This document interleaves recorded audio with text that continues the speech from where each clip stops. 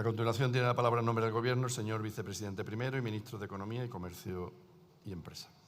Gracias, presidente. Gracias, señoría, por su interpelación, que acojo gratamente, puesto que nos permite hablar de manera más pausada sobre la economía y sobre los temas que de verdad importan, a mi juicio, a los ciudadanos y, además, como decía, hacerlo con datos y hacerlo con evidencia, que es la forma, yo creo, que más rigurosa de hablar de estos temas, para saber no solo cómo está evolucionando nuestra economía a nivel agregado, sino cómo este crecimiento se está repartiendo, cómo está llegando al día a día al bolsillo de los ciudadanos, que es el objetivo, entiendo, que compartimos todos.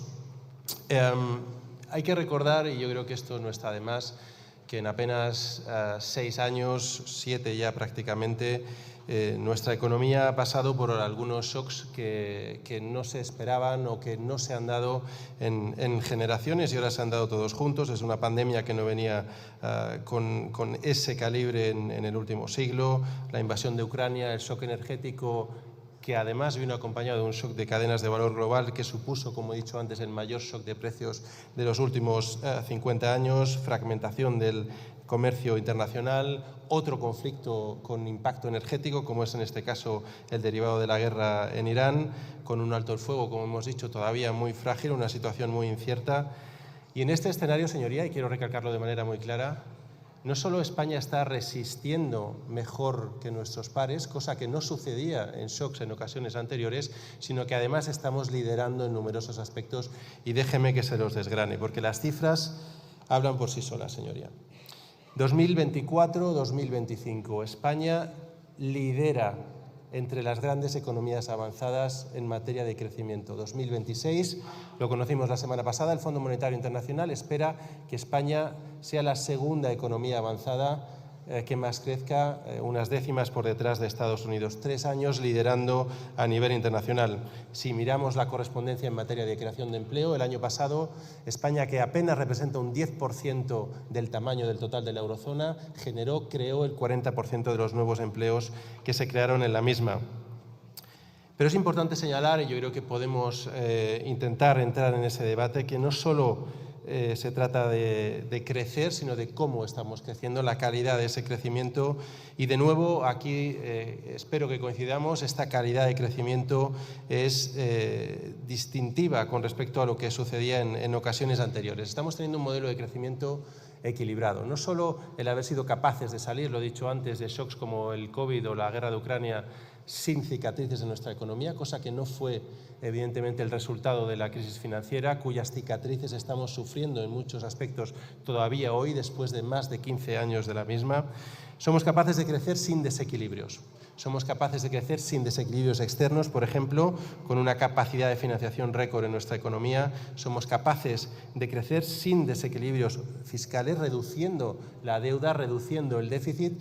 Recordarle, como ha dicho antes el ministro de Hacienda, hemos reducido la deuda en más de 23 puntos, volviendo prácticamente al nivel de deuda PIB que teníamos antes del shock de la pandemia, recuperando ese espacio fiscal que utilizamos para proteger a nuestras empresas y nuestros trabajadores. En materia de déficit, este año 2025 hemos cerrado con un déficit que supone, una vez le eliminamos los gastos asociados a los intereses de la deuda, un superávit en términos primarios.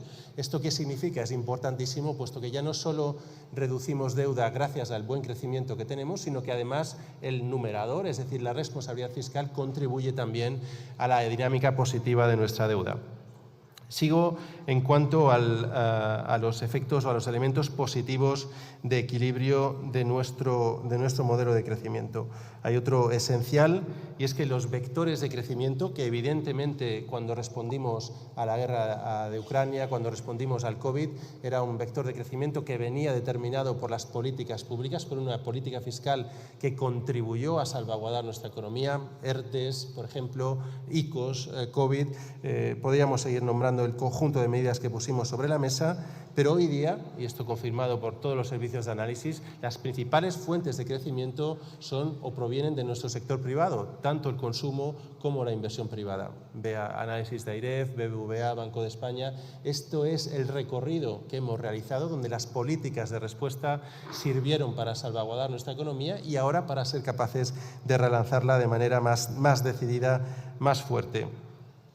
Datos que, por lo tanto, como he dicho anteriormente, reflejan una mejora estructural en nuestra economía que así está siendo reconocida por los inversores. Está siendo reconocida por los inversores financieros cuando vemos, por ejemplo, la evolución de la demanda de nuestra deuda en los mercados financieros internacionales o del spread, es decir, esa prima de riesgo con respecto, en el caso de Europa, al gran referente que es Alemania, que está también en una evolución de mínimos, incluso con mejoras de rating, es decir, mejoras de la cualificación de la economía española, y esto supone un elemento diferencial de confianza en el comportamiento de nuestra economía.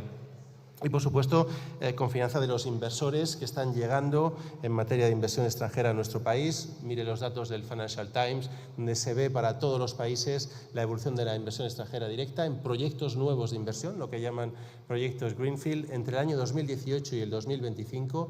Es decir, esto no es un elemento de corto plazo, no es un elemento coyuntural. España fue el número 6 en el mundo en nuevos proyectos de inversión, el 6 en el mundo.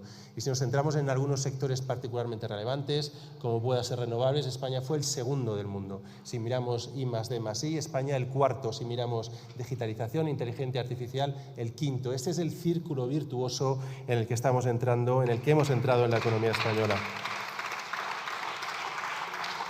Este momento positivo para nuestra economía no es cuestión de suerte o casualidad, sino que es fruto de una política económica que está dando resultados. Pero bajamos también al impacto en nuestras familias. En primer lugar, por supuesto, hay que verlo a través del funcionamiento del mercado de trabajo, como usted muy bien ha comentado. Más allá de la protección, como dije, de hasta el 25% de la mano de obra en abril de 2020 gracias a los ERTE, tenemos hoy día ese récord de afiliaciones, habiendo superado los 22 millones de afiliaciones en términos desestacionalizados el pasado mes. Este mes alcanzaremos, parece dar las previsiones, también en términos brutos esos 22 millones de afiliaciones, una tasa de paro que no veíamos en los últimos 15 años, a finales del 2025 por debajo del 10%, especial referencia a la tasa de paro juvenil, 10 puntos por debajo del año 2018, aún siendo todavía demasiado elevada, en el 23%, y teniendo, por lo tanto, que seguir avanzando en este aspecto, con una temporalidad, es decir, una calidad del empleo que está convergiendo hacia estándares europeos, una actuación decidida del Gobierno, por ejemplo, a través de la reforma laboral o, por ejemplo, a través de medidas como la subida del salario mínimo interprofesional por encima del 60% desde el año 2018. Mayores oportunidades, en definitiva, carreras laborales más estables, más oportunidades de formación que se han traducido también en mejoras salariales y, en particular, en mejoras salariales en la parte media y baja de nuestra distribución salarial. Y esto, por supuesto, que se traslada al día a día de los ciudadanos. No hay más que ver cómo ha evolucionado la remuneración de asalariados entre el año 2018 y 2025. Una vez descontamos el efecto de la inflación, ya he dicho antes que estamos hablando del mayor shock de precios en los últimos 50 años, pues si le quitamos ese efecto de la inflación, los salarios reales siguen habiendo subido entre el 18 y el 25 un 6,5%. ¿Sabe cuánto subieron entre el 14 y el 18? Un 0,6%. Esta es la diferencia de modelo, señoría. Esa es la diferencia. Un país estancado, un país todavía metido en esos círculos viciosos que teníamos en nuestra economía en episodios anteriores, frente a un país que progresa y que es capaz de hacer frente a este tipo de shocks. Incluso si consideramos el impacto de los impuestos, es decir, miramos estos salarios en términos netos, descontando inflación, descontando impuestos, la contabilidad nacional es muy clara. Los salarios entre el 18 y el 25 han crecido un 3,5%, señoría, frente al periodo 14-18, donde apenas crecieron un 1%. De nuevo, yo creo que son cifras que escenifican cómo esa condición necesaria que es el crecimiento económico, se está convirtiendo en una condición suficiente para la mejora de los ciudadanos en su día a día, gracias a la mejora de los salarios. Y, por supuesto, la protección de los trabajadores, de los hogares, con las medidas que estamos poniendo en marcha ante un nuevo shock inflacionario que supone la guerra en Irán. 20 millones de hogares van a ver reducida su factura de la luz en un 15% gracias a nuestro Real Decreto Ley. Unos 20 euros de ahorro por depósito en coche medio, también gracias a la reducción de la fiscalidad en carburantes. Un plan, este Real Decreto Ley que aprobamos el 20 de marzo del mes pasado, que el Banco de España, o cuyo impacto el Banco de España sitúa en una reducción del efecto sobre PIB en 3 décimas de las 4 que hubiera tenido el shock, y una reducción en el efecto de la inflación de 5 décimas de las 8 que hubiera tenido el shock. Es decir, estamos protegiendo a nuestros ciudadanos a la vez que estamos asegurándonos con una agenda reformadora, una agenda modernizadora, que están mejor preparados hacia futuro, con mejores oportunidades de trabajo y trabajos además con mayores salarios. Recordarle que nuestro modelo está permitiendo que de todo el empleo que se ha creado en los 2 últimos años y medio, el 50% se ha creado en los 5 sectores de mayores salarios de nuestra economía. Esto es otra señal de modernización y es otra señal de preparación de nuestra economía y de nuestros trabajadores para este tipo de shocks. Más allá de, por supuesto, la apuesta que estamos haciendo, una apuesta de país a largo plazo por la soberanía energética y cuyos beneficios estamos viendo no solo en la atracción de inversión, como ya he señalado anteriormente, sino también en los menores costes energéticos para hogares y empresas. Señalarle que antes del año 2019 el coste medio de electricidad para los hogares en España estaba un 5% por encima de la zona euro. Desde entonces, gracias a la apuesta por las renovables en España, ese coste está un 5% por debajo de la zona euro. Este es el esfuerzo que está suponiendo, el impacto positivo que está suponiendo el esfuerzo en materia de renovables, que además suponen un seguro de vida contra shocks energéticos o shocks en las materias primas energéticas, como estamos viendo ahora y como reconocen todos los analistas o medios especializados. Señalar que es muy fácil de ver por qué la energía renovable nos está protegiendo, por ejemplo, ante subidas del precio del gas. Sin ir más lejos, en el año 2019, el 75% de las horas diarias, el precio de la electricidad venía determinado por el gas. En este año 2026, en los 3 meses y medio que llevamos, apenas el 16% de las horas el precio viene determinado por el gas. Por lo tanto, tenemos un seguro adicional gracias a las renovables. Y, por supuesto, y no quiero dejar de señalarlo, lo ha dicho también el ministro de Hacienda esta mañana, no faltan los retos para seguir mejorando en recuperar poder adquisitivo por parte de los hogares, seguir mejorando en facilitar ese acceso asequible a la vivienda que necesitan en particular nuestros jóvenes, seguir mejorando, por supuesto, en reducir esas tasas de desempleo todavía demasiado elevadas, de nuevo también en particular para nuestros jóvenes. En cualquier caso, señoría, y lo diré de manera más me explayaré un poco más en mi réplica en un momento. Por supuesto que contamos para todo lo que viene o todo lo que queda por llegar con su colaboración, y por supuesto que entraremos a negociar las medidas que vengan, porque consideramos que es la manera correcta de hacerlo y que además toda medida negociada tiene un mayor viso de permanencia. María, debe finalizar, por favor. Y termino, señoría. Un mayor viso de permanencia y además son medidas que consiguen, gracias a ese consenso, un mayor y mejor impacto. Muchas gracias. Gracias.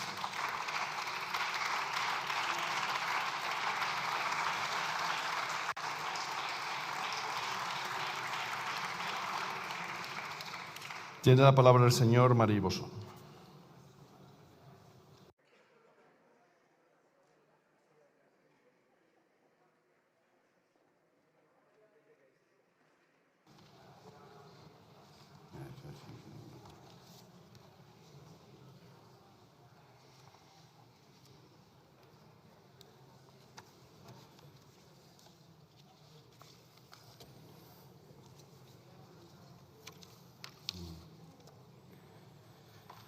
Gracias, señor presidente. Señor Cuerpo, si ahora va a empezar usted a dialogar, pues bienvenido sea y aquí le estaremos esperando. Mire, permítame decirle con respeto,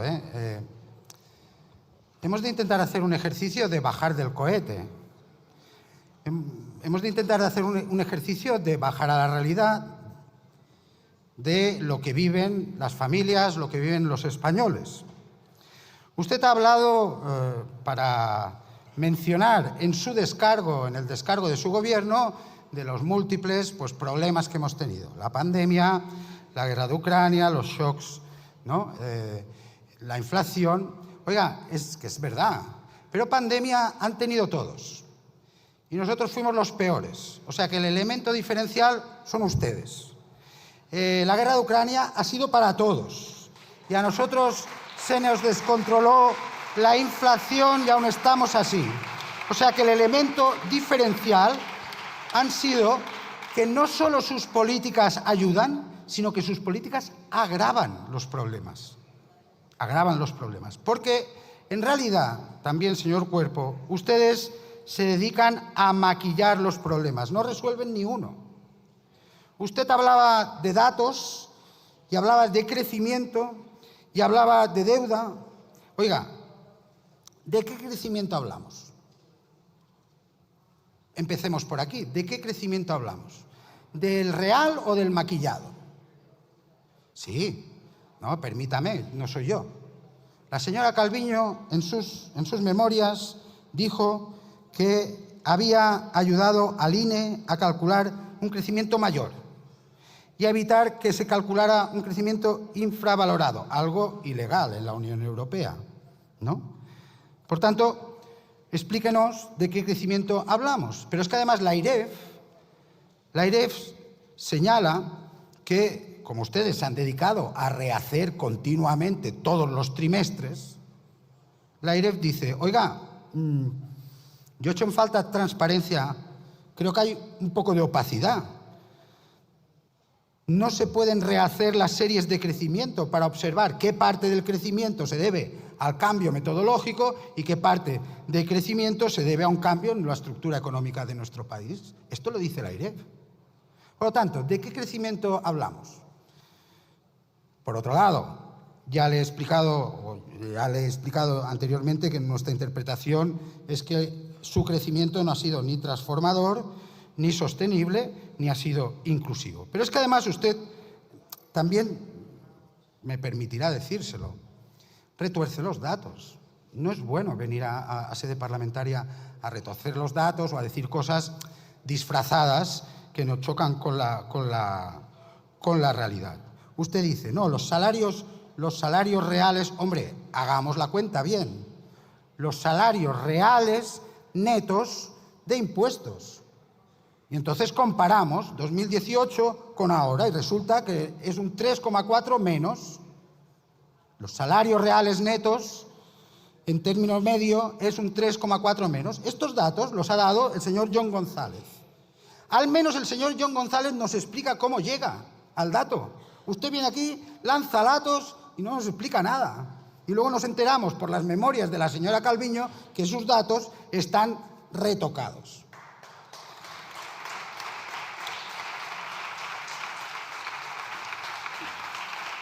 Será cierto que la inversión extranjera sube en términos de stock, porque cada vez atraemos menos inversión extranjera en flujo, ¿no?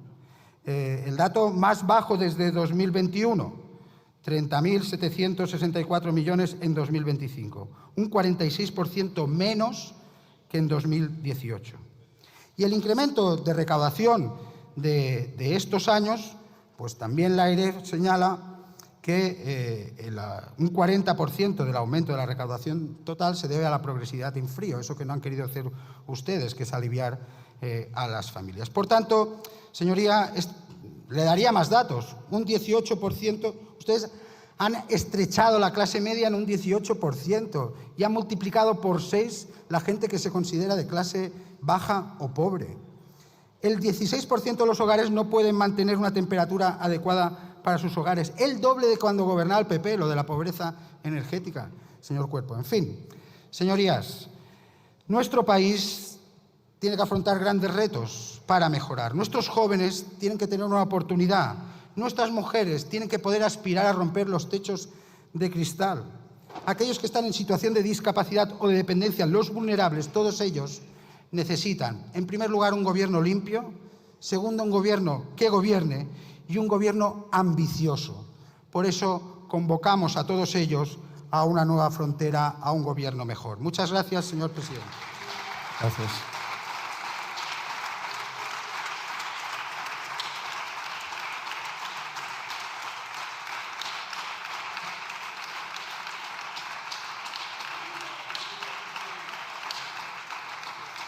Para concluir el debate tiene la palabra en nombre del Gobierno el señor vicepresidente primero, ministro de Economía, Comercio y Empresa. Sí, muchas gracias, presidente. Cuando digo mano tendida a la negociación, me refiero a que mi mano sigue tendida, igual que ya lo estuvo, por ejemplo, cuando estuvimos negociando el Real Decreto Ley de Aranceles, que me obliga a usted a recordar las circunstancias de aquella negociación, donde después de tener varias reuniones, yo diría que productivas y fructíferas con su grupo, al final lo que hubo fue un ultimátum: o entraban la extensión de las nucleares en el Real Decreto de Medidas de Protección frente a aranceles, o el Partido Popular votaría en contra. Es decir, como recordamos, o recordando una expresión inglesa, my way or highway, es decir, o toman todo lo que yo estoy poniendo sobre la mesa o no hay ningún tipo de acuerdo. Esa es la negociación que sirve el Partido Popular. Pero es que es más, le diré, ustedes mismos señalaron que el Real Decreto Ley, para protegernos del impacto de la guerra de Irán, bebía de sus aportaciones y que era una copia o un calco de sus medidas, y ni siquiera así fueron capaces de apoyarlo, puesto que se abstuvieron una vez que sabían que el Real Decreto Ley iba a salir con los suficientes votos positivos a su favor. Por lo tanto, señoría, yo no descarto que sea posible avanzar en acuerdos con ustedes, los seguiremos intentando, pero no intentemos distorsionar las negociaciones que han tenido lugar. Segundo mensaje importante, la recuperación y los datos de recuperación.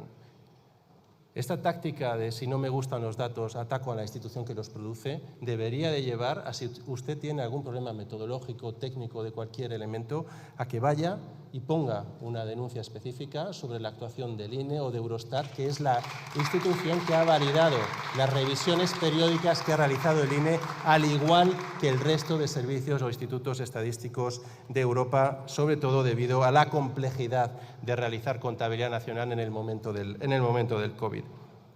Por lo tanto, señoría, menos tirar la piedra y esconder la mano en este ámbito. Más allá de esto, volviendo al impacto y al modelo de crecimiento económico, es importantísimo destacar cómo el modelo actual está suponiendo un factor diferencial, y lo voy a aterrizar en algunos aspectos esenciales para las familias. Hablemos de renta disponible de los hogares.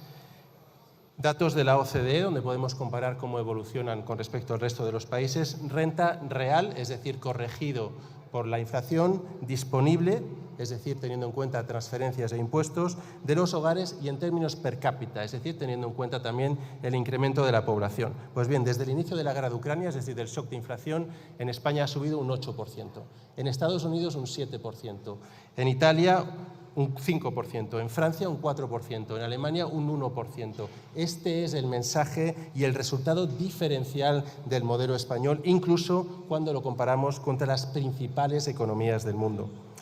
Más allá de esto, por supuesto, indicadores esenciales como la desigualdad. Se ha reducido la brecha entre el 20% de la población con más renta y el 20% con menos renta. Esta ha sido la tercera mayor reducción en los últimos años dentro del marco de la Unión Europea.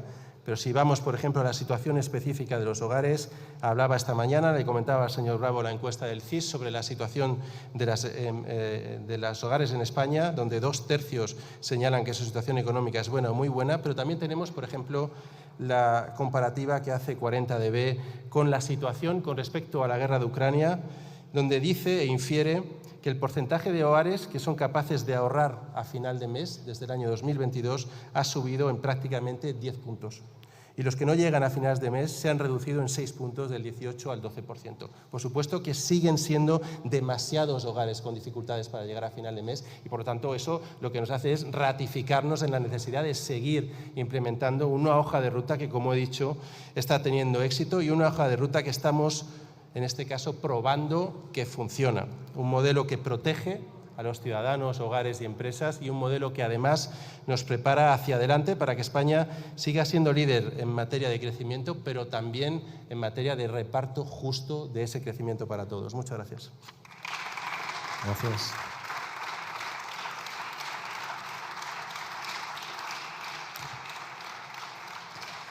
Interpelación urgente del Grupo Parlamentario Vox al Ministro de Transporte y Movilidad Sostenible sobre cuáles van a ser las prioridades del Gobierno en cuanto a la conservación de las infraestructuras en lo que queda de legislatura.